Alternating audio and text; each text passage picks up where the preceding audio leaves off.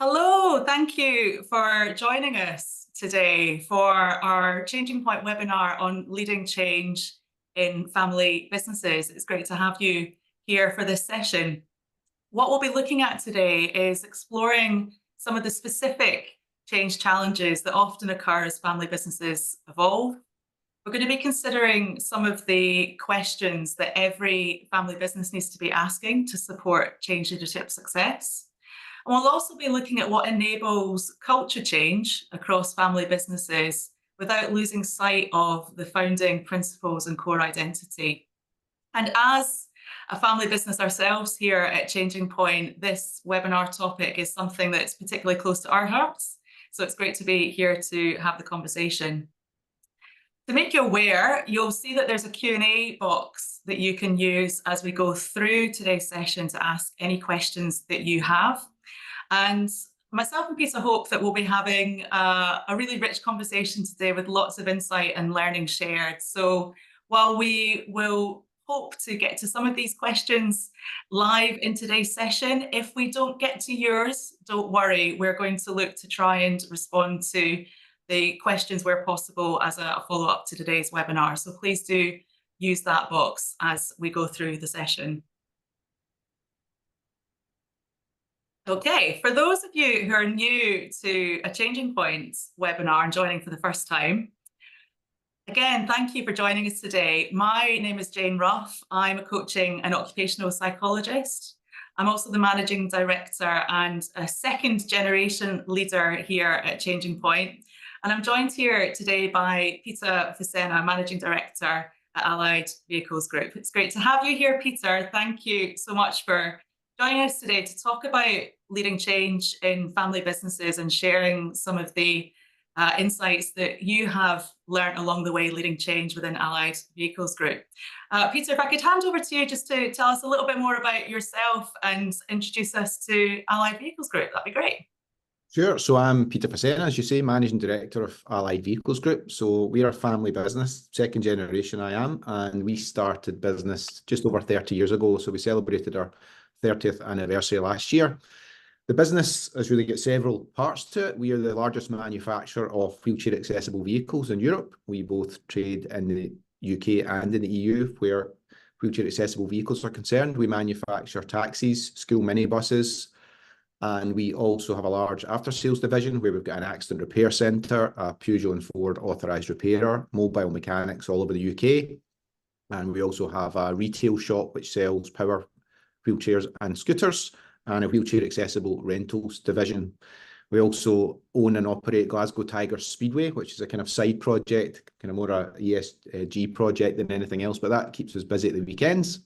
So in terms of the business, at the moment in family, there's my father, Jerry, who was the founder of the business, and he's now the chairman. I'm the managing director, as I say, and I've got two brothers. One is in the business. He's our corporate culture director, and the other brother isn't in the business. And we, the four of us, are the shareholders of Allied.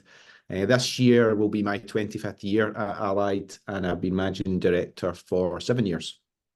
Fantastic. Thank you, Peter. Thanks for sharing that.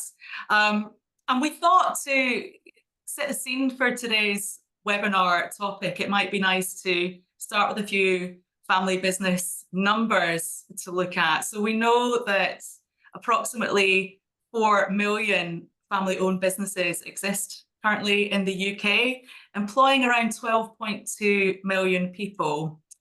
And there's a combined annual turnover of 1.9 trillion UK pounds generated by family businesses across the UK, which, looking at those statistics, I think there's a lot to be proud of as family businesses. And it also highlights the significant economic impact and prevalence of family-run enterprises across various industries in the UK. And a lot of those industries are represented, I know, here in today's webinar session. So, like any organisation, family businesses face different challenges and opportunities brought about by change. And in our work with family businesses like Allied Vehicles Group and Peter, we know that there are also some specific changes that can arise when leading change within family businesses. And I think these are really important for us to be thinking about and considering when we look at what's required to support the development of the confidence and capability of change management and change leadership success. For example, we know that succession planning and recruitment can bring some unique challenges to family businesses, and clarifying roles and responsibilities when we're thinking about the leadership transition and ownership transition within family businesses. It might be that getting the balance right at the top of the business around family and non-family members to support business development and growth is something that we're working on today, and in particular, thinking about how we ensure the successful and effective integration of senior leaders to the top of the organisation. As the business develops and grows, we might need to move away from some of the more informal ways of working and start to gain buy-in across the business to the implementation of more professional systems, processes, and practices. And it might be that we find that there's some greater resistance at times where changes seem to challenge some of our long-standing traditions, values, and ways of operating that have been passed down for generations. So there's a need to get the balance right between honouring legacy and supporting and driving innovation. And of course, the very nature of change in family businesses means that it can feel a bit more personal, which may mean that at times we need to navigate family dynamics as well as thinking about and focusing on the business needs. So looking at the list that we've got here today, it might be that some or all of these points are resonating with you as you think about the change opportunities and challenges that you're facing within your business.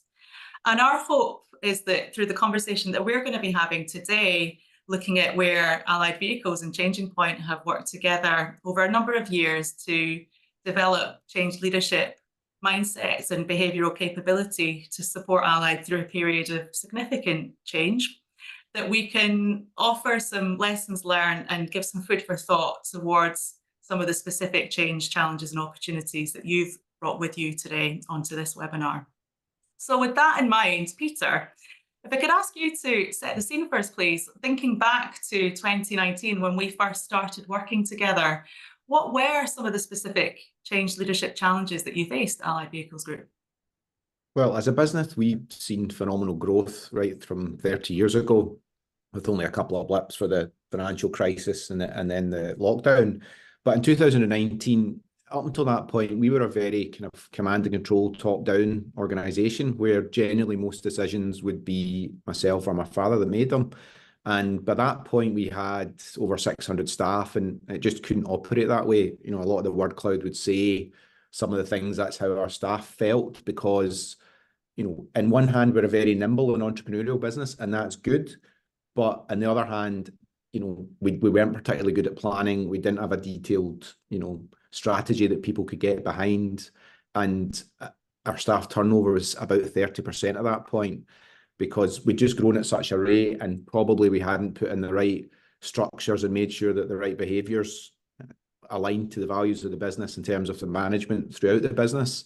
And, you know, in 2019, I created what was our operations board. Before that, it was really just the family that sat on the board, but we created an operations board that sat below that, where we actively went out and brought in experts in their field, whether that was in operations or HR or marketing or whatever, because, you know, my job as the leader of the business is to find people that are very, very good at what they do and enable them to flourish for the benefit of us and indeed themselves in their career. So we're going through a bit of change. You know, we had a bit of a blame culture.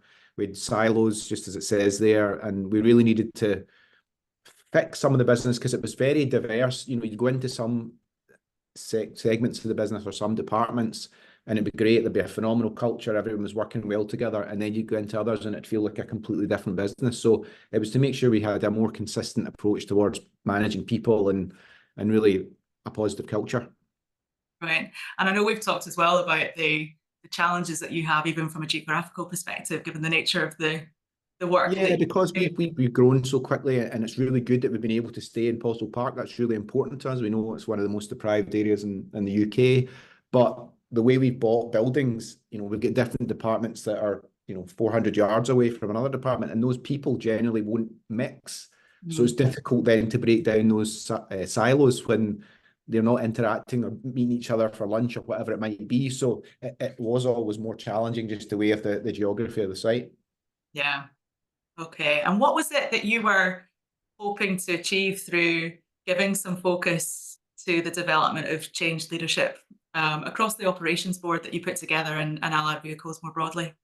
I guess for us, it was becoming, we never want politics, we never want bureaucracy, we're never going to be that business, no matter, what size we are. So as it sits today, we've got 730 staff, but we still want to be a nimble family business where the people feel like we're a wider part of that family, where the family's all in the business and approachable, but equally there's a balance between, running by the seat of your pants as if you're running a small operation with 10 people and running a business that will turn over £250 million this year. So, and as we brought a lot of those skilled people in who'd come from bigger businesses, for us, it was about putting some of those structures in place and making sure we were a more professional organisation, that we improved on all the challenges I mentioned and some of the things in the word cloud, where, we did have a more consistent approach towards people management, and planning was better, and a clear strategy that people could get behind and that we would report on regularly, so people would know. More transparency in terms of being really, really honest about how the business was performing. And that was something we massively ramped up during the pandemic, where, a lot of people who were furloughed in their own companies just didn't hear anything for months. I made sure that right through that pandemic, I was emailing every member of staff, being really clear about where we are, how much money we've got left, how things are going. And then that gradually moved on to doing videos. So each of the directors did a different video. So for us, it was just becoming a better business, a better place to work, improving the culture. At the point when we first started in this journey, I think around 50% of our people said that they felt valued and working from Allied, which was quite shocking to hear. Now we're into the high 70s, a few years on. So, we absolutely wanted to change the culture and be a great place to work, as well as, be a profitable business. Yeah. Yeah, and it's interesting just thinking right back, as you said, to when we started this process. I know that one of the things that we did off the very start was to think about and explore what the current allied vehicles comfort zone, as we called it, was, with the aim of starting to increase awareness at an individual, team and organizational level about the habits, behaviors, mindsets that had the potential to help you develop and grow to be that business that you wanted to be, and those that might also hold you back from achieving some of that, some of those change outcomes that you just outlined for us. And again, looking back at the process that we went through, that included you and the new operations board that you put in place, going through what we call the Universal Change Leadership Team survey. So you and the operations board were giving your thoughts and perspectives on where the current strengths were across the operations board and potential areas for development were around vision, innovation, climate and momentum.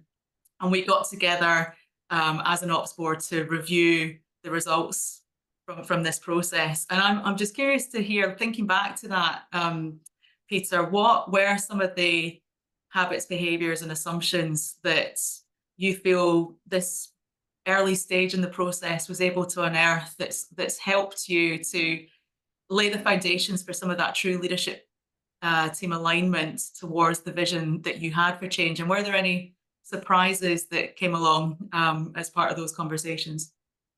So I think for me, it was really good that we could get all the opinions of everyone and see where they thought we were going. And one of the things we very quickly realised, or I very quickly realised, that my team, if you like, weren't really operating as a team, first and foremost. So they were in their departments, both physically and, in their heads, only in their departments, and not really saying, well, I'm a director for the company and I need to have a wider view, if you like, of the whole business. So in some cases, they were perpetuating that siloed mentality where it's, no, this is my department, rather than saying, well, no, we're a team first and foremost. So one of the things we did right away was physically the operations board moved up to sit together. So they would go off into the department, but they would all sit together and be a team at first. And one of the things that surprised me probably was that quite a few of them were happy to, not might comment in a negative way, but talk about things that they wouldn't feel comfortable just talking to each other about face to face, which, really surprised me, because I would have regular one-to-ones with them and share things, but then they wouldn't feel comfortable having those difficult conversations with each other, but would be happy to write something down that maybe would be better said. So we worked through that, where they now have regular one-to-ones with each other and they can be comfortable having those conversations up front, so that, I found myself a lot of the time was getting dragged into things as a referee, really, or was an agony aunt to hear, I've got problems with this person. Now it's very rare that I have to do that, because they work as a team first and foremost. They've got each other's backs and they work through those challenges together. It's interesting because we talked about in COVID the importance of visibility, and it sounds like actually one of the challenges for the ops board in those early stages was they were very visible within their departments, but visibility of each other and the opportunity to connect and align with each other around what you were trying to achieve through change was something that you needed to give some focus and attention to. Yeah, and it was challenging because the ops board was created in October 19, March 20, everyone's at home, the business is closed. In some ways for Allied, it was one of the best things that could happen, because we were all really busy in the hamster wheel constantly, so never had a lot of time to just pause and think, right, where do we want to go? What's the strategy? Why are we doing this when it doesn't make us any money? Or why are we doing this when it doesn't bring us any benefit? So in some ways, it was a really good thing that we could pause and we could have those discussions. Sadly, it was over Zoom and Teams for the first while, but it was good that it gave us that time to work through those things and have a pause and really focus on, what do we want to be. At that point, we didn't know how long the pandemic was going to go on for, but it gave us a real time to think about what do we want this business to be at the other end of that.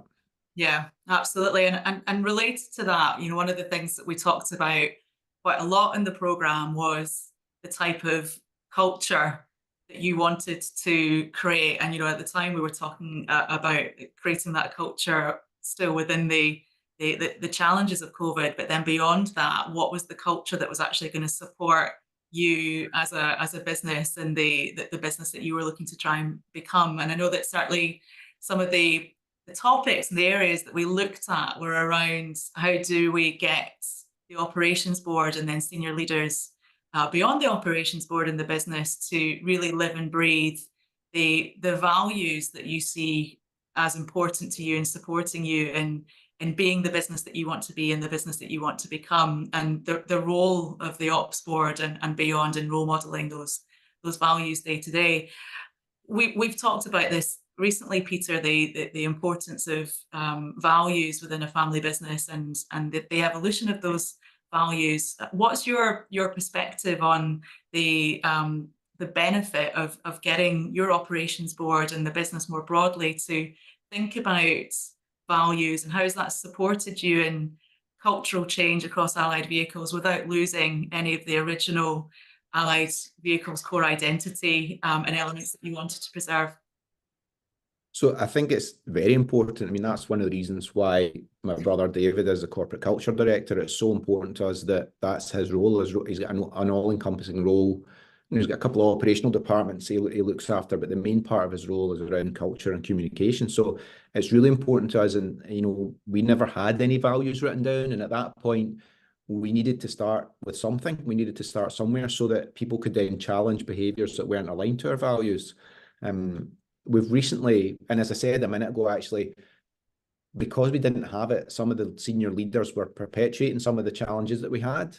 And that's what we needed to fix, because ultimately, as people look up the way, if those are the behaviours of the senior leaders, then that behaviour is okay for me. That's the way the business operates. So it was important that we fixed that at the top first and foremost. And initially, when we came up with the values, again, like a lot of companies, I think we went for the aspirational words: collaboration, passion, commitment, respect. And a lot of those should really be a given now. So we've recently updated our values and said, they need to be authentic to what we are. It's not just aspirational words on the wall. So, our kind of mission statement now is we're a driven, high-performance family business that achieves our goals through engaging our people and maximising opportunities. And we don't shy away from that. So we want to be a great place to work. But that doesn't mean we want to be a great place to work because we give the most holidays or we've got the best sick pay policy. We want to be a great place to work because we are driven, we are successful, and you get to share in that success. So we've got lots of examples where people who have come into this business, you know, at a relatively junior role are now responsible for departments with 70 people turning over £35 million just because they've applied themselves. And we don't want to shy away from our true identity, that we are going to be demanding, but the rewards are there, rather than having just aspirational words up in the walls that should really be given. Yeah, absolutely. And I know, again, through the sessions that we had, one of the elements of that, moving away from the words on the wall, was the needs starting from the top to recognize when it was necessary to check and challenge behavior and communication that went against those values and the behaviors that you believe are going to help you to live by that mission statement.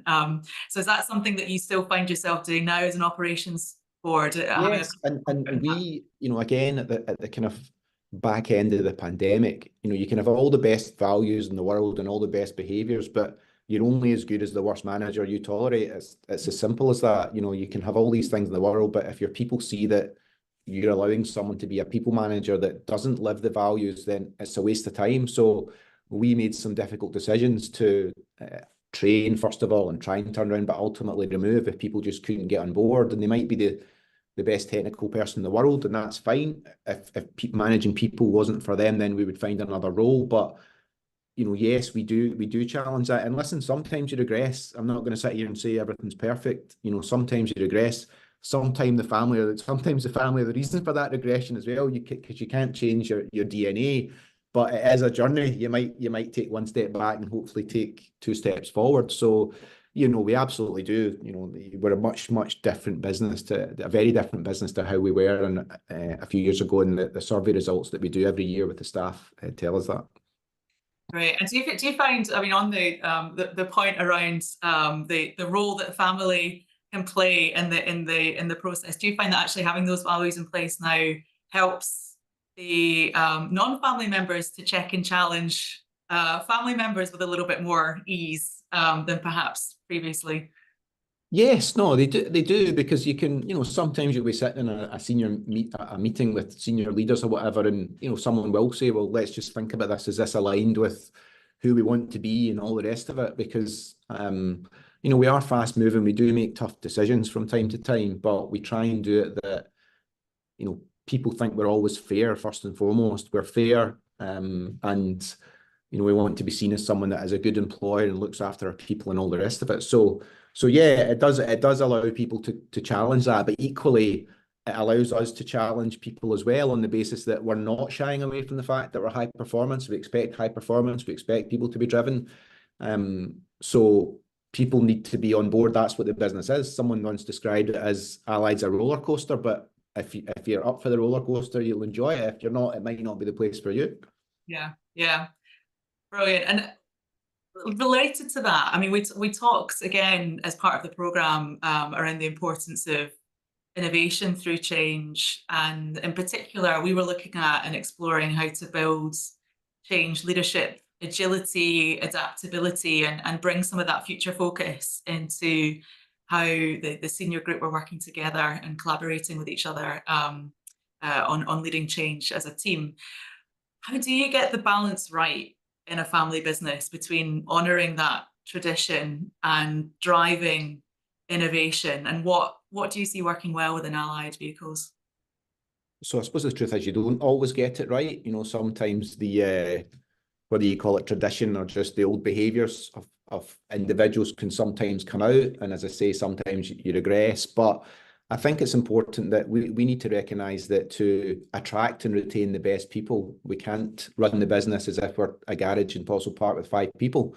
You know, we are a sizable business now, and a lot of the things that you put in place, whether it's around communication or processes or whatever, we need to become, and we are indeed becoming more professional in our approach to that. So, you know, that's part of why we brought in and strengthened up this team as well, because lots of people, as I said, come from bigger business than what Allied is today, so could bring a lot of the things they saw there. But equally, You know, some people who have come from big corporate businesses absolutely love it here because there aren't any politics, because decisions are made very quickly. So there is always a balance to get between, you know, being a nimble entrepreneurial business that can seize on ideas really quickly and move really fast, but also making sure that your people are on that journey and that they don't just think, you know, I'm bouncing all over the place and where are we going next. So there is definitely a balance to get between it.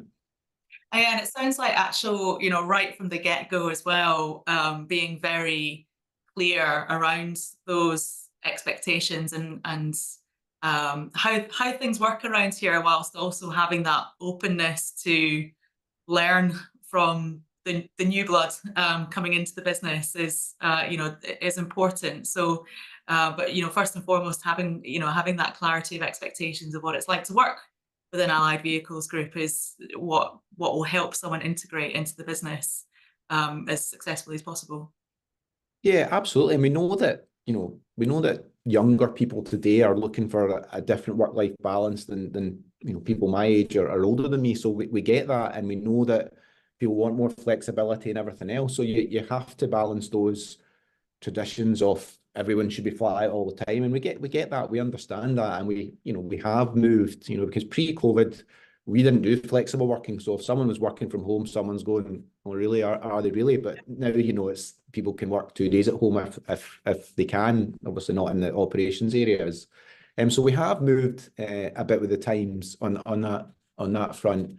But yeah, we are very clear with people, certainly, you know, when we interview them, that it is a fast-moving business. We're have rapid growth all the time. There's huge opportunities both for the business and also for people as individuals if they come in with the right attitude and that they want to, you know, move their career. And, you know, we as directors don't have all the monopoly in the ideas. So, you know, we're constantly asking our staff, if you get any ideas how we can, new markets, new products, better processes that can either make us more money or save us money, or indeed make us a better place to work. And we're fortunate, Jayne, that the way ultimately we do make money is really nice because we do change people's lives. So people can really get behind that purpose that we move people, we make a difference to their life, we're making life-changing products.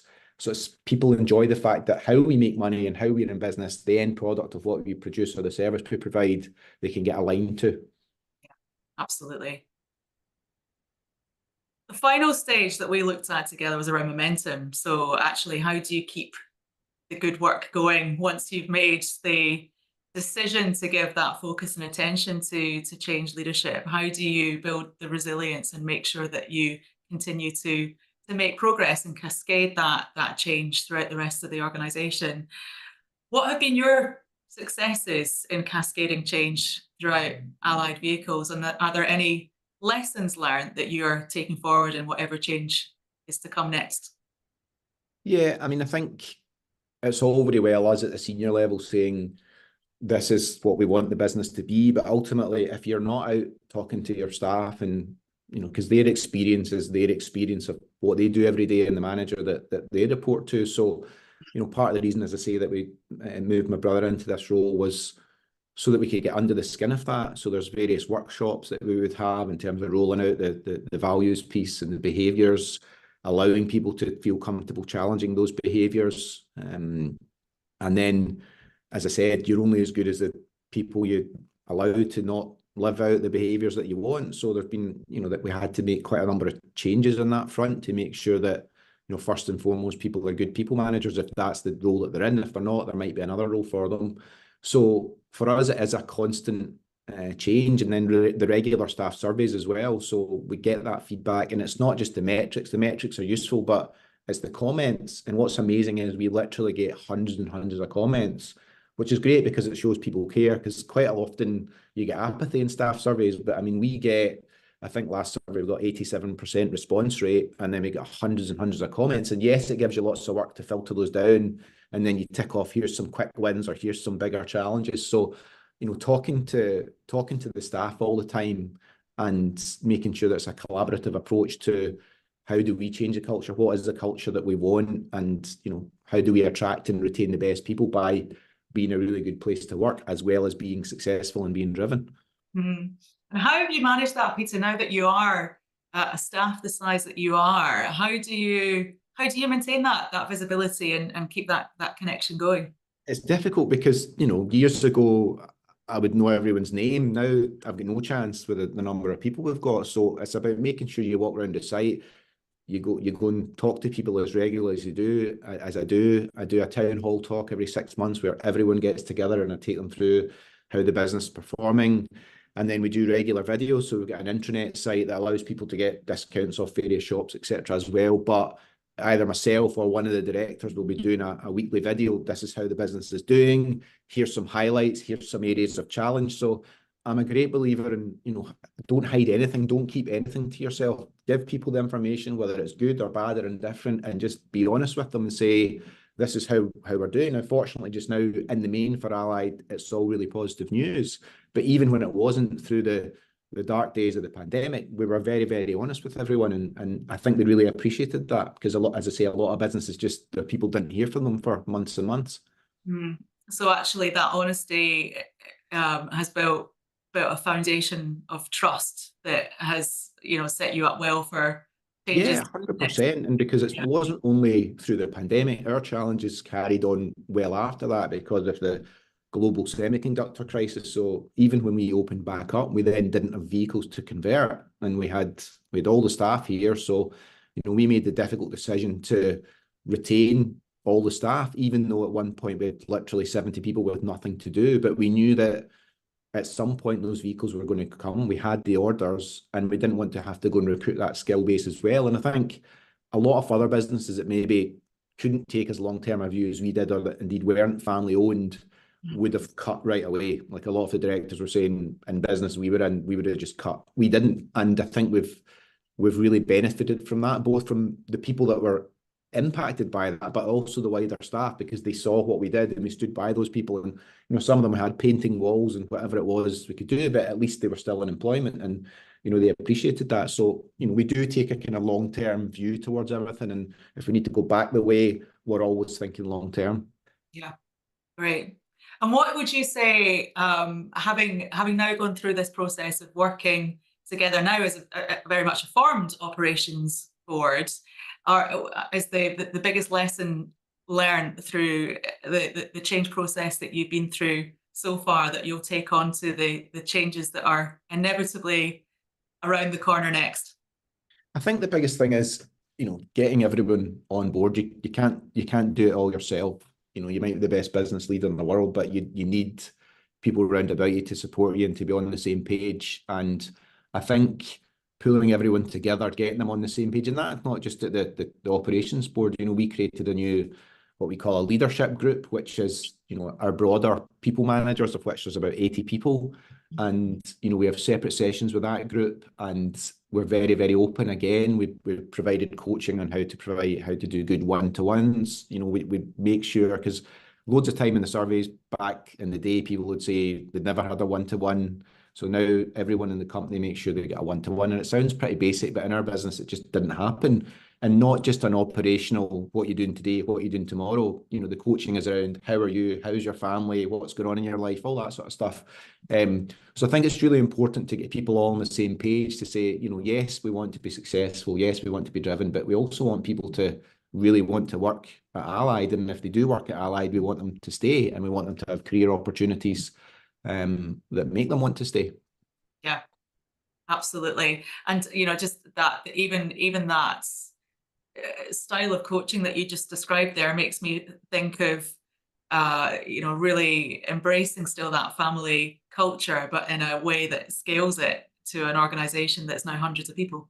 Yeah, because you can, right? I'd love to have a one-to-one with every single member of staff, but obviously it's not possible. But you need your managers to show that caring side that I believe as a family, that's us. Yes, we're driven, and yes, we want to be successful, but we still absolutely care about all our people and the wider community. We've got a charitable trust now that we give away £20,000 a month to different charities, and we don't decide, the staff decide what charities to support. So things like that to make sure that they do feel part of the wider family. I go to every staff induction when I can, and when staff start on Wednesday, and meet them and tell them about the business and tell them about the opportunities and try and get them excited, and the Allied journey, if you like, and their career, the start of their career with us.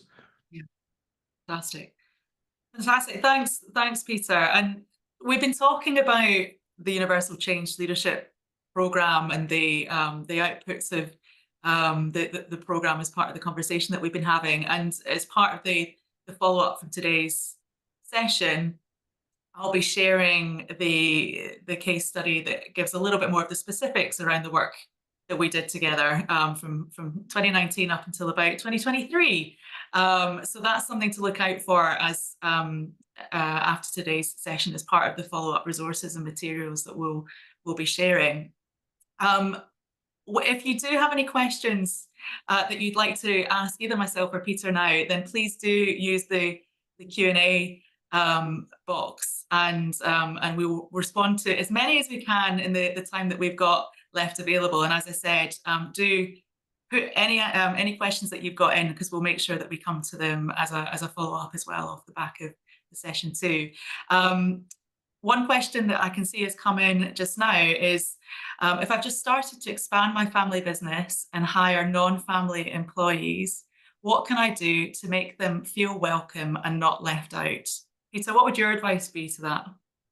I think it's a really important, it's a really good question, because it can, I don't know the scale of the business, but regardless of the scale, if it's mostly family then becoming non-family, it can be quite difficult for someone, and they're always worried about side conversations and am I getting undermined because if I tell this person to do something. And as the son of the owner of the business, I went through all that when I was younger. So it's important, just again, the transparency to make sure they, there isn't side conversations and they don't hear from someone else that a decision's been made, and just involve them from the very, very start and make them feel part of it, and that there aren't any sub conversations going around that gets fed back to them separately.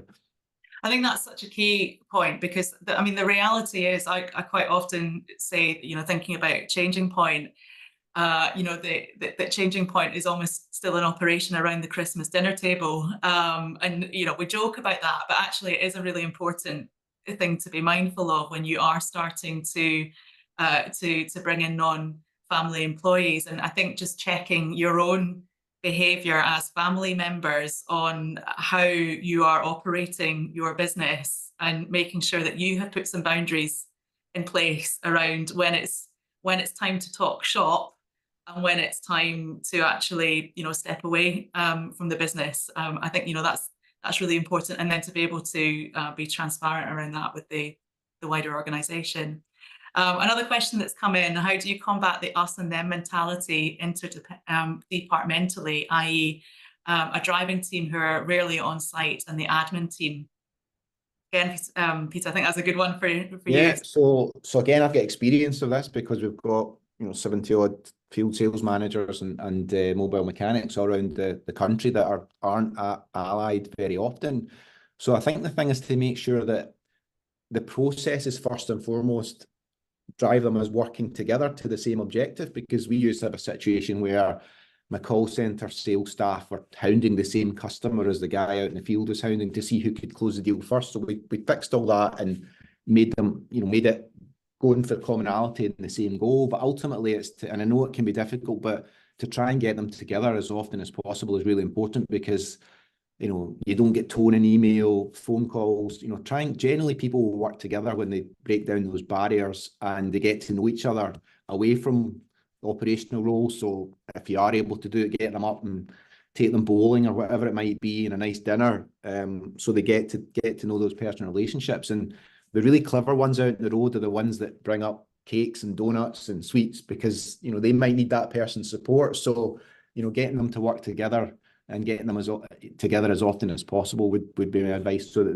they get to know each other as human beings, rather than just as this is this person that works in this role, or this is this person that works in that role. Yeah, and I think generally people, they find it really interesting to learn a little bit more about what other people in the business are doing too. So it's a bit of an opportunity to get insight into the world of a driver or the world of someone who works in the admin team. And I've certainly seen, thinking about from a kind of training and development perspective, if that is something that you do in your business, finding opportunities to bring people from across departments together for those sessions can be really effective, because it's a chance for them to actually see that perhaps the world isn't quite as different on in one team as it is on the other, and they've got similar challenges to work through, and that they can learn from and support each other.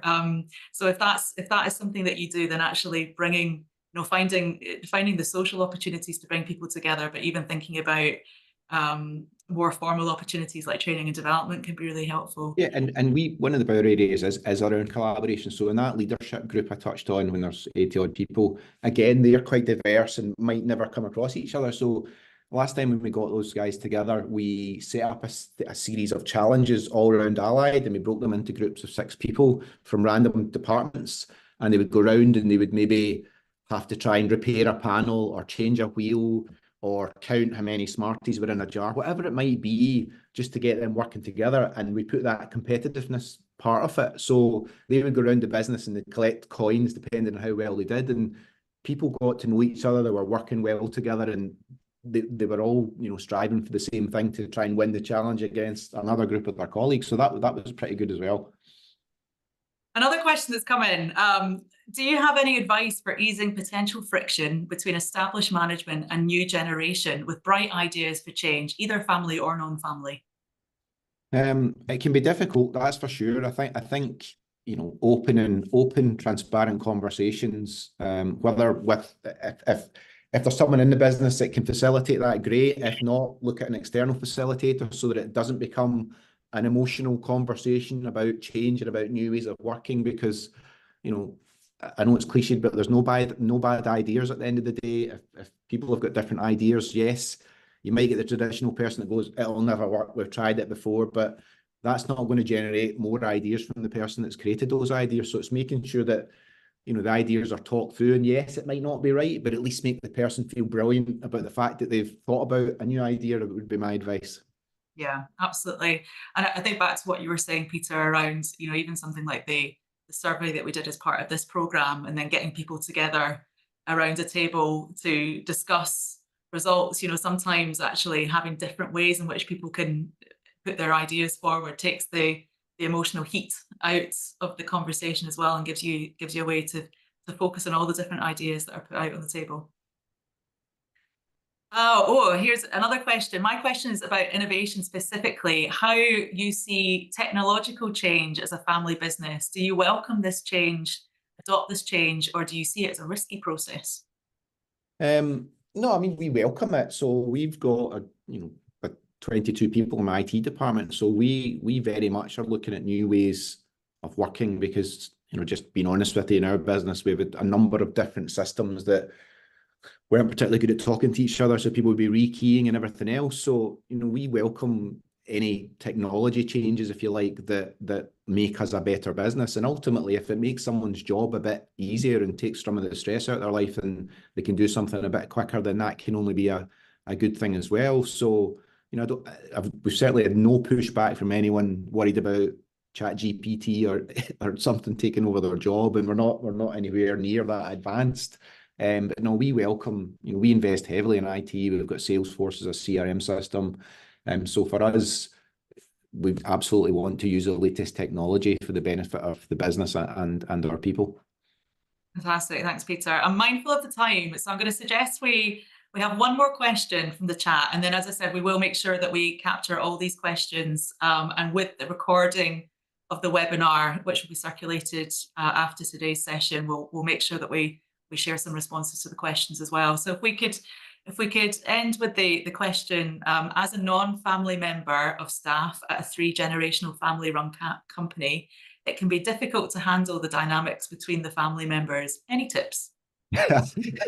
Any tips? I can understand that, because there are times when ultimately David's still my brother, Jerry's still my dad. So there can be times where you try and remain really professional, but ultimately, being family, sometimes you can just switch over to father and son or brother very, very quickly. So I think it's making sure, I suppose, that you don't take sides, because that's always going to be a dangerous position to have, and just try and be, I guess, apolitical around those situations where, if there's things going on in the dynamics between family members, just you're there as a sounding board if someone wants to sound off, but absolutely don't pin your colours to any mast, I think would be my advice. And I know it can be difficult, being one of the ones that probably makes those dynamics challenging for people at times. Yeah, and again, I think just what's been great about the again, thinking back to what you did as an ops board, Peter, where you mentioned that some of those early conversations with the group together were difficult and challenging, but it was creating an opportunity for people to have a space where they could talk freely and openly and honestly about how they felt the business was and what was working well, and what perhaps they where they felt there was room for improvement. So creating those opportunities and taking the lead on that as a family member, I think made the difference for you. Yeah, no, absolutely. It was, because we want people to be able to say what they're thinking. We don't want anyone to fear in an organisation is one of the worst things you can have. We certainly didn't want any fear about someone being able to challenge us as a family or challenge the senior leadership team. So it was really important we created that. Yeah, so maybe perhaps a tip would be a bit of a encouragement to see if there's an opportunity to create that space within the organisation. To finish off, Peter, I would be curious to know if there was one question you believe every family business needs to be asking to support its change leadership success. What would that question be? I think the question's got to be, from the leaders of the business or the owners of the business or whatever scale it is, what do you want the business to be? What do you want it to be known for, to be known like to work there? And stay true to those values, because there is no point in saying some mission statement that we are this and we are that, when ultimately, if you bumped into someone in the street and said, what's it like to work there? They said, it's this or it's that.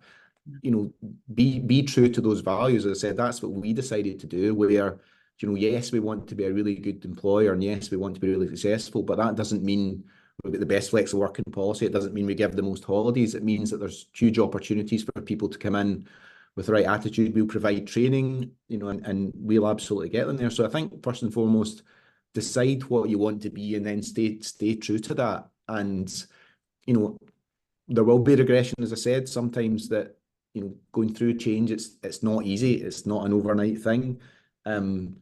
But if you keep on the path, the change will come. The change will definitely come, and getting people on board at a senior level and getting your key managers as well, that you will have key managers that are just brilliant people managers, and it'll just inherently get the culture that you want. So making sure that they're visible and able to push that through, and indeed challenge behaviours where they're not aligned to those values. Fantastic. Thanks, Peter. And thank you, everyone, again, for all the questions. Sorry, we've run out of time to cover them all. It's fantastic to see that there's so many that have come through. We will make sure that we capture all of those, and we get the responses out as part of the follow-up. So thank you, everybody, for joining us today. I hope you found the session useful, valuable, and insightful. Thank you so much again, Peter, for joining me for the conversation. I've really enjoyed it. It's been great to have you along to talk about leading change in family businesses. And to everybody else, we hope to see you at a future Changing Point webinar soon. Thank you very much. Thanks.